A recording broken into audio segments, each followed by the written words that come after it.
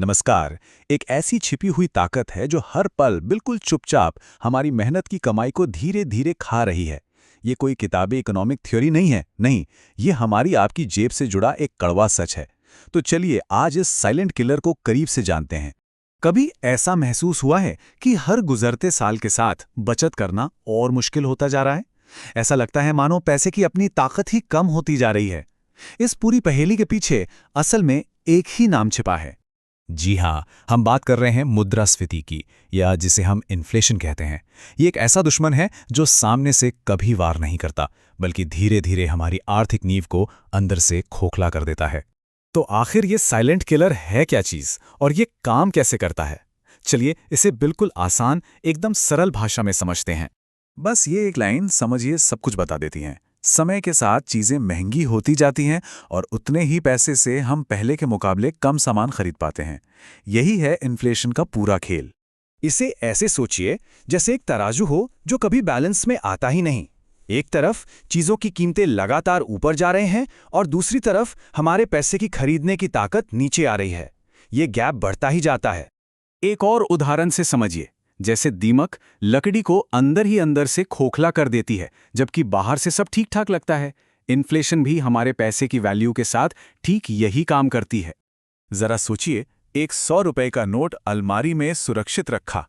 10 साल बाद भी वो नोट तो बिल्कुल वैसा का वैसा ही है, पर अब उसकी खरीदने की ताकत शायद आधी रह गई है। मतलब नोट तो सुरक्षित है, पर उसकी असली कीमत वो गायब हो चुकी है। यही है इन्फ्लेशन का अदृश्य असर। अगर दीमक वाला उदाहरण काफी नहीं था, तो चलिए इसे एक और तरीके से समझते हैं। ये उदाहरण बचत और इन्फ्लेशन के बीच की असली लड़ाई को बहुत अच्छे से दिखाता है। आप चाहे कितनी भी मेहनत से बाल्टी में पानी भरें, अगर उसमें एक छेद है तो वो कभी पूरी नहीं भरेगी, है ना?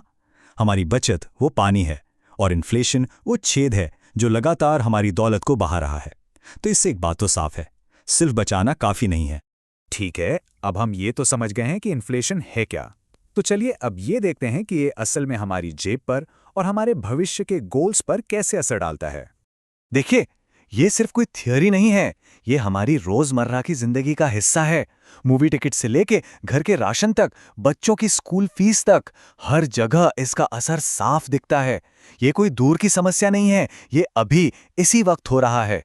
और यहीं पर सबसे बड़ी गलती होती है। ज्यादातर लोग सिर्फ ये देखते हैं कि उनका पैसा कितना बढ़ रहा है, वो ये देखना भूल जाते हैं कि इन्फ्लेशन उस बढ़त को किस तेजी से खत्म कर रही है। असली कमाई क्या है, ये समझना जरूरी है। 6% सुनने में तो काफी अच्छा और सेफ रिटर्न लगता है ना? बैंक में पैसा है, बढ़ भी रहा है, और क्या चाहिए? लेकिन कहानी यहां खत्म नहीं होती। और ये रहा कहानी का असली ट्विस्ट। एक तरफ पैसा 6% की दर से बढ़ रहा है और दूसरी तरफ महंगाई भी ठीक 6% की दर से सब कुछ और महंगा कर रही है। ये तो बिल्कुल एक ट्रेडमिल पर दौड़ने जैसा हो गया। मेहनत भी हो रही है, पसीना भी बह रहा है, लेकिन असल में हम एक ही जगह पर खड़े हैं। 6% कमाया, 6% महंगाई ने खा लिया। तो नतीजा क्या हुआ? 0। मतलब 1 साल पहले जहां थे, आज भी ठीक वहीं है।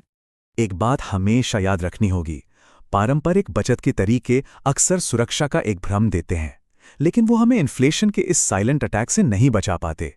पैसा बढ़ता हुआ दिखता है, पर उसकी वैल्यू, उसकी असली ताकत नहीं बढ़ती।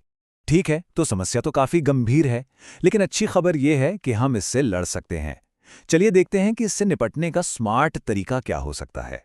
तो रास्ता क्या है? देखिए, 2 रास्ते हैं। एक तरफ है सिर्फ बचत करने का रास्ता, जहां पैसा या तो स्थिर रहता है या असल में उसकी वैल्यू घटती है। और दूसरी तरफ है स्मार्ट निवेश का रास्ता, जिससे महंगाई को हराकर अपनी संपत्ति को सच में बढ़ाया जा सकता है। चॉइस बिल्कुल साफ है।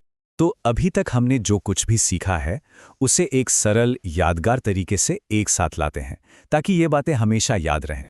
इसे याद रखने का एक बहुत आसान तरीका है, INFLATION।